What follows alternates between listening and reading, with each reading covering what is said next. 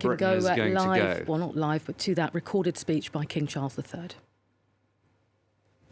We owe her the most heartfelt debt any family could owe to their mother, for her love, affection, guidance, understanding, and example.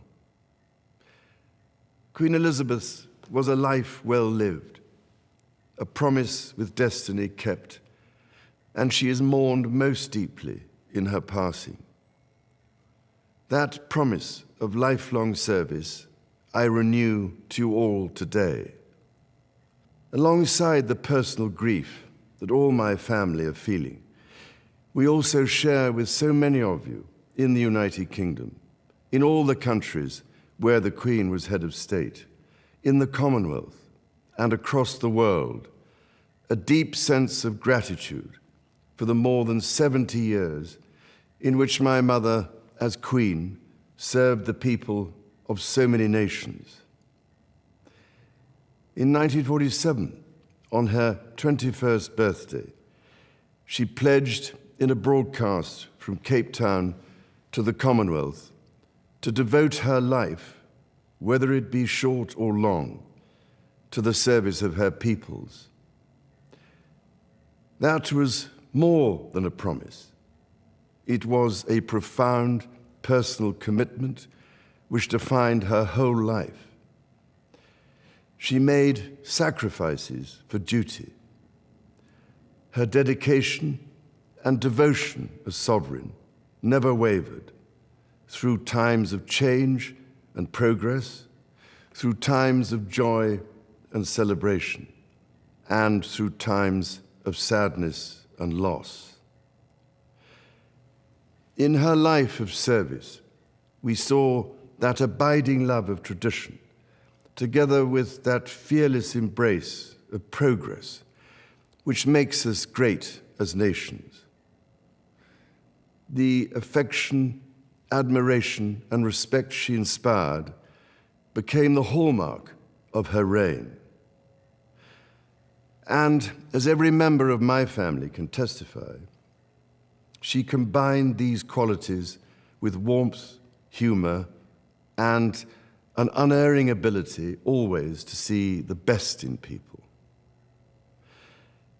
I pay tribute to my mother's memory, and I honor her life of service. I know that her death brings great sadness to so many of you, and I share that sense of loss beyond measure with you all. When the Queen came to the throne, Britain and the world were still coping with the privations and aftermath of the Second World War, and still living by the conventions of earlier times. In the course of the last 70 years, we have seen our society become one of many cultures and many faiths. The institutions of the state have changed in turn. But through all changes and challenges, our nation and the wider family of realms, of whose talents, traditions, and achievements I am so inexpressibly proud, have prospered and flourished. Our values have remained and must remain constant. The role and the duties of monarchy also remain, as does the sovereign's particular relationship and responsibility towards the Church of England, the church in which my own faith is so deeply rooted. In that faith and the values it inspires, I have been brought up to cherish a sense of duty to others and to hold in the greatest respect the precious traditions, freedoms, and responsibilities of our unique history and our system of parliamentary government. As the Queen herself did with such unswerving devotion, I too now solemnly pledge myself, throughout the remaining time God grants me, to uphold the constitutional principles at the heart of our nation, And wherever you may live in the United Kingdom, or in the realms and territories across the world, and whatever may be your background or beliefs, I shall endeavor to serve you with loyalty, respect, and love, as I have throughout my life. My life will, of course, change as I take up my new responsibilities. It will no longer be possible for me to give so much of my time and energies to the charities and issues for which I care so deeply. But I know this important work will go on in the trusted hands of others. This is also a time of change for my family. I count on the loving help of my darling wife, Camilla.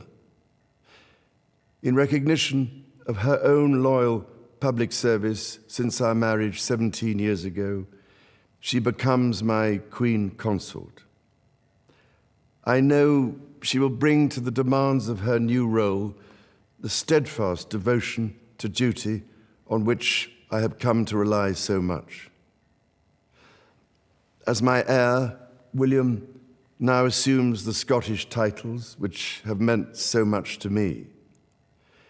He succeeds me as Duke of Cornwall and takes on the responsibilities for the Duchy of Cornwall, which I have undertaken for more than 5 decades.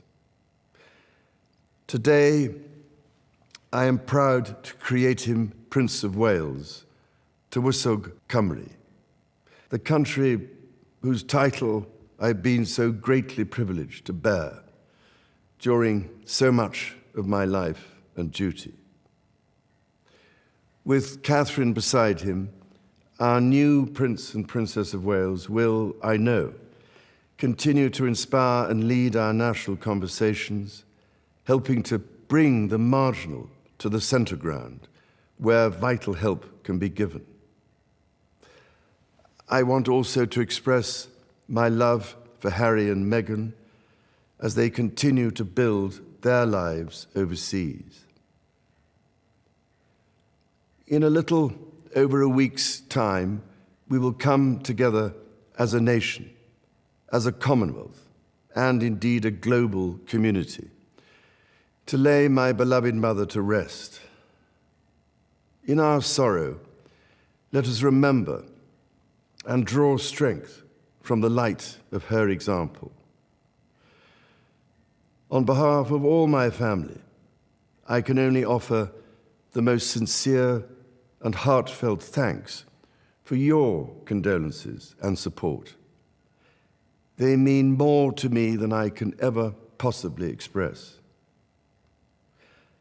And to my darling Mama, as you begin your last great journey to join my dear late Papa, I want simply to say this: thank you.